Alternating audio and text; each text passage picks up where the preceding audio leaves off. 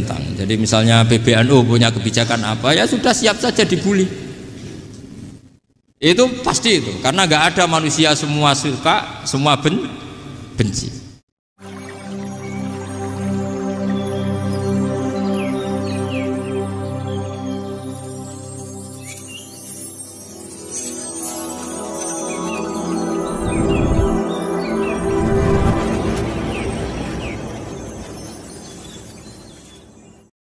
Kalau kamu punya satu metode ilmiah, metode dakwah, kamu harus siap, karena pasti ada yang menentang.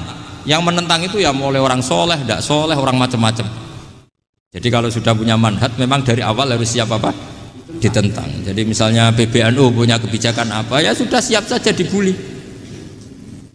Itu pasti itu, karena nggak ada manusia semua suka, semua benci.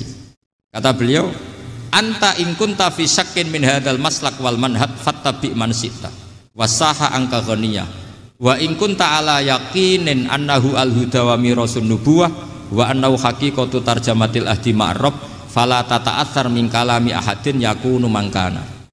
Jadi intinya kita mengawal Islam secara rahmatan lil alamin itu justru kita berharap menjadi simpatik dan menjadikan mereka menjadi Islam. Jangan ketika simpatik dianggap gak tegas. Saya ngaji di mana-mana bilang, kalau ngaji itu yang tahqiq itu detail. Detail itu bahasa Arabnya tahqiq. Jadi kita misalnya berpikir secara jernih, orang yang kafir 70 tahun itu pasti menjadi muslim karena melafadzkan la ilaha illallah. Dan itu bi ijma'il ulama. Semua ulama mengatakan demikian. Saya ulang lagi, itu bi ijma'il ulama. Karena mansus di Quran ada ayat kulil ladzina kafaru iyantahu yughfar lahum ma qad salaf. Kalau orang yang kafir 70 tahun bisa dihilangkan kekafirannya hanya dengan kalimat la ilaha illallah Muhammadur Rasulullah. Berarti kalimat ini statusnya apa? Penghilang kekafiran, apa? Penghilang kekafiran. Lalu ada kelompok yang mengatakan gara-gara kalimat la ilaha illallah dan pegang patok nisan itu orang menjadi kafir. Ini kan jadi paradok. Lafadz yang kita statuskan sebagai penghilang kekafiran dengan lafadz yang sama orang menjadi kafir. Itu nggak ketemu nalar. Mbok nalar paling apapun tetap nggak ketemu. Kecuali tadi ya dalilnya pokok yang ngotot tadi. Itu memang kacau itu. Tapi alhamdulillah mereka insya Allah ya sadar. Kamu jangan bayangkan mereka tidak sadar terus, berarti kamu doanya jelek. Bisa saja mereka sudah ingin sadar, berhubung digojlok ini terus nggak jadi sadar. Jadi jangan-jangan salah kita karena sering gojlok sehingga yang mau sadar jadi tidak apa? Nggak sadar. Saya tadi jam 10 sampai setengah 2 masih ngajar di pondok saya ngajar tafsir, masih di Rembang sana saya. Terus saya ke Semarang, Delalah Muyassar. Ya mungkin agak-agak keramat, jadi tetap jam 3:15 saya bisa ketemu Habib Umar Hafid. Saya beberapa menit ya diskusi tentang manhaj beliau, dan kebetulan saya sering belajar kitab beliau sama alumni-alumni Darul Mustafa. Meskipun saya tidak pernah ke sana, tapi saya tahu betul mazhab beliau karena al arwah junudun apa? Mujannada. Begini, saya sering dingendikani Mbah Mun, politik tidak jelas itu bagian dari kejelasan. Ini yang perlu dicatat. Jadi politik tidak jelas itu bagian dari apa? Kejelasan. Misalnya begini, siapa yang mengira Khalid bin Walid yang sangat musuhi Rasulullah, dia panglima orang kafir ketika mengalahkan Rasulullah di perang Uhud, akhirnya Khalid bin Walid masuk apa? Islam. Begitu juga Wahsy, qatilu ahabbin nasi ila Rasulillah, pembunuh Sayyid Hamzah, akhirnya juga masuk Islam. Begitu juga Abu Sufyan, dia pemimpin besar kafir Mekah ketika perang Badar, ketika perang Khandaq, akhirnya juga Islam dan menjadi mertua Rasulullah Shallallahu Alaihi Wasallam. Dari fakta ini kemudian banyak ulama alim yang ngambil sikap itu ya coro Jawa itu anggang-anggang itu gak tegas, tapi gak tegas dari rumusan ilmu yang detail. Saya ulang lagi, gak tegas tapi dari rumusan ilmu yang apa? Detail. Bisa saja orang yang sekarang kafir suatu saat mukmin atau muslim. Bisa saja yang sekarang sedang fasik suatu saat soleh. Bisa saja yang mondok 3 bulan roh SPB NU. Sementara yang mondok lama kadang Kiai RT. Tapi itu hanya hukum duniawi. Saya yakin yang Kiai RT ini PBNU di akhirat. Karena mondoknya lebih apa? Lama. Itu tak jamin. Saya juga berencana mimpin NU di akhirat saja, bukan di dunia. Makanya saya mohon SK itu berakhir muktamar mendatang. Karena saya sudah kiai sebelum diangkat. Makanya saya ulang-ulang, kalau pengangkatan itu niatnya ikrar, saya terima. Tapi kalau niatnya ngangkat, tak gugat di pengadilan. Ini tidak guyon, ini betulan itu. Ya, tapi ini hanya guyon saja. Nah, ini penting saya utarakan teori ngaji ya. Ini saya bacakan naskah asli Sayyid Umar Hafid supaya Anda dapat barokah beliau. Karena beliau selain alim allamah, muridnya Habib Salim, juga beliau pernah ngaji kutub Sayyid Abdul Qadir Segaf di Jeddah. Juga beliau sering istifadah di beberapa kiai. Ini saya baca teks Arabnya kemudian saya terjemah. Bagi yang tidak setuju pemaknanya bisa gugat karena saya baca Arabnya. Yang nggak setuju pemaknanya bisa gugat. Tapi tak jamin kalah karena saya paham betul teksnya maknanya seperti itu. Logikanya tadi ya. Ketika Rasulullah ngambil sikap tegas kepada Qatilu Hamzah yaitu Wahsy, dan ketika Rasulullah ngambil sikap tegas pada orang-orang yang mengalahkan beliau di perang Uhud, kaifa yuflihu qaumun fa'alu bi anbiya'ihim hakadha, bagaimana mereka jadi orang benar atau orang yang dapat kebahagiaan kalau mereka perlakuannya seperti Nabi seperti ini, yaitu Nabi sujja wajhuh masyhur wa kusirat ruba, yaitu Nabi itu wajahnya terluka, gigi serinya tanggal. Orang-orang seperti ini tuh nggak akan bejo kalau orang Jawa, nggak akan falah. Tapi apa yang terjadi? Allah menurunkan ayat laisa laka minal amri syai'un aw yatuba 'alaihim aw yu'adzibahum.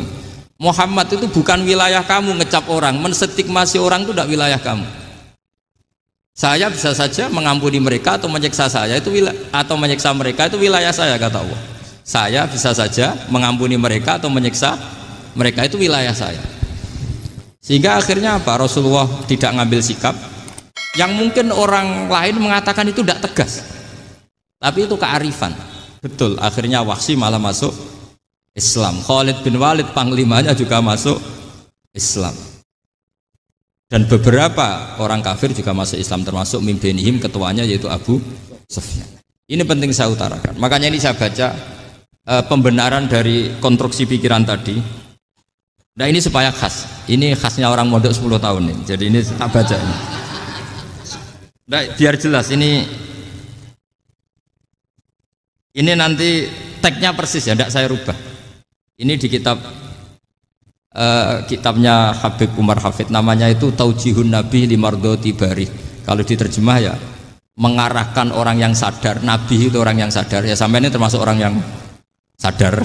Limardoti Rabbi, menuju mendapat ridho Tuhan atau Allah Subhanahu wa taala.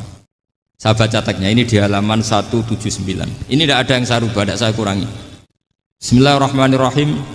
Fala buddha an nuwattina qulubana ala annana khodamatu ahli hadal qaul wa yattali Allah min qulubina annana na'taqidu imkaniyata ayyasfa'a fi ahadina yaumal qiyamati man huwal ana kafirun yuslimu faya'lu sya'nu indal haqqi fayakunu sababan li kholasika fil qiyamah yumkinu dzalik.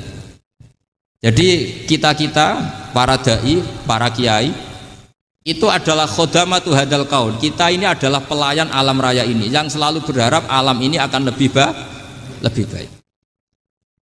Orang yang sekarang sedang kafir bisa saja nanti yang nyafaati kamu di akhirat, yaitu mereka masuk Islam lalu Islamnya lebih serius, akhirnya punya hak syafaat. Sementara kamu Islam mulai kecil tapi biasa-biasa saja seperti ini, mulai dulu ngaji terus sama Ki Abdul Manan, nggak pernah yang ngisi ngaji. Itu artinya nggak ada perkembangan. Makanya saya nggak ingin ngaji lagi karena saya ingin perkembangan Anda nanti tukang mengisi, bukan yang diisi. Kalau saya nanti ngaji lagi di sini artinya Anda kalau tetap mendengarkan itu tidak ada perkembangan. Pantes saja semulang Gus Bahak sampean sing ngaji. Sekali-kali ada perkembangan, saya ngaji sampean yang mulang itu bagus itu. Meskipun itu perkembangan yang menyesatkan.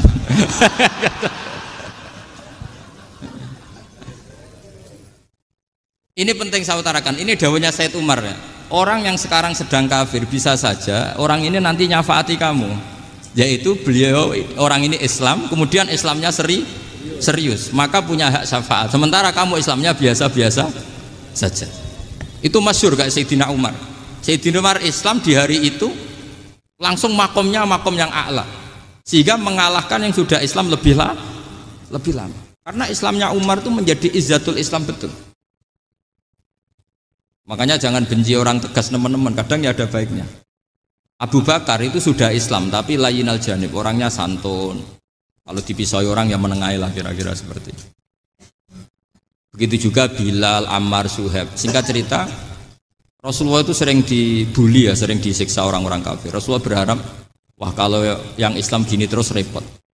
Melihat Umar ini petarung di pasar Uka, dia dapat uang itu kalau tarung, menangan. Kata Rasulullah, kalau ini yang Islam ya bagus. Beliau berdoa, Allahumma aizal Islam bi Umar. Itu kira-kira 2 hari dari doa beliau, Umar masuk Islam. Itu pertama masuk Islam itu orang-orang kafir diparani. Kalau kamu ganggu Rasulullah Muhammad tak bunuh. Semenjak itu orang kafir yang gentenan sembunyi. Sehingga kata para mereka yang Islam selalu jaya mut aslama Umar, ketika Umar masuk Islam. Itu dalam 1 hari Islam itu Rasulullah sudah ngendikan Umar yang Islam sehari ini imannya kalau ditimbang separuh ahli dunia masih unggul sama Islamnya Umar. Nah bisa saja seperti itu. Jadi saya minta sama teman-teman yang mencintai ilmu, tidak tegas itu bagian dari ketegasan dalam ilmiah. Karena kita ini tidak mengendalikan dunia, tidak mengendalikan hidayat, hanya Allah piyambak yang ngasih hidayat. Maka sikap kita laisalaka minal amri syai'un aw yatuba alaihim aw yu'adzibahum. Rasulullah yang ahabbul khalqi ilallah saja tidak boleh tegas karena semuanya potensi itu ada. Cuma kita tegas dalam kebenaran saja, tapi nggak perlu tegas dalam mengawal kebenaran. Kenapa demikian? Karena Islam ini agama yang akan dijaga Allah ila yaumil. Yang jaga Islam bukan PBNU, bukan PP Muhammadiyah, bukan kiai. Yang menjaga Islam namun Allah Subhanahu wa taala. Makanya Sayyidina Umar itu kalau disuruh mikir Islam itu nggak mau betul. Masyhur itu dalam tarikh. Umar mimpin itu sukses, banyak futuhat. Singkat cerita akhirnya orang tuh kelangenan, wah kalau Umar meninggal kayak apa. Sehingga Abdullah bin Umar setiap jalan-jalan tuh dibully. Kalau sekarang dibully, ya Abdullah bin Umar, bapak kamu itu gimana? Sudah sepuh mau meninggal kok tidak suksesi. Kalau saja ada orang penggembala kemudian meninggalkan kambingnya di hutan, kamu anggap orang yang mudoyik enggak, menyanyiakan kambing itu enggak? Ya iya kata Abdullah bin Umar. Apalagi amru hadil umat ini mau ditinggal gelanggang, nanti suatu saat Umar meninggal. Mbok ya suksesi supaya jelas. Logika itu diaturkan ke Umar radhiyallahu anhu, ke Sayyidina Umar. Pertama Umar agak tertarik dengan logika itu. Lama-lama beliau marah. Tidak jadi. Saya tetap tidak akan istikhlaf, tidak akan suksesi. Dan saya tidak akan mikir Islam katanya. Islam akan diurus oleh Allah Subhanahu. Terus beliau ngendikan, Islam ini jalan ketika ditinggal Abu Bakar. Bahkan ketika ditinggal ahabbul khalqi ilallah akramul khalqi indallah, yaitu Rasulullah Muhammad sallallahu alaihi wasallam. Coba Islam dulu dipimpin Abdul Qadir ketua wali, dipimpin wali songo, dipimpin orang top. Sekarang dipimpin mondok 3 bulan jalan. Karena Islam yang ngatur Allah Subhanahu wa taala. Jadi ini penting. Loh coba ustadz tuh banyak yang nggak bisa ngaji loh. Tapi ya laku ya nggak masalah. Loh saya kemarin di Korea seminggu. Itu TKI jadi khotib, ada yang jadi mufti, ada yang jadi suriah. Itu ada yang di sana jadi suriah, pulang ke kampung angon kambing lagi. Loh itu teman saya kenal. Iya suriah Korea tapi. Artinya gini, bahkan masjid semua yang di Korea itu didirikan oleh TKI dan TKW. Mereka digerakkan Allah untuk mikir agama, karena agama ini milik Allah. TKI saja mikir. Makanya ini penting, yo dakwah tapi tauhidnya sing kenceng, jangan dakwah kenceng tauhidnya kendor. Itu bahaya betul. Saya ulang lagi ya, ini dawuh Habib Umar. Jadi kata beliau, fala budda an wattina qulubana. Kita harus yakin seyakin-yakinnya bahwa semua kemungkinan itu mungkin.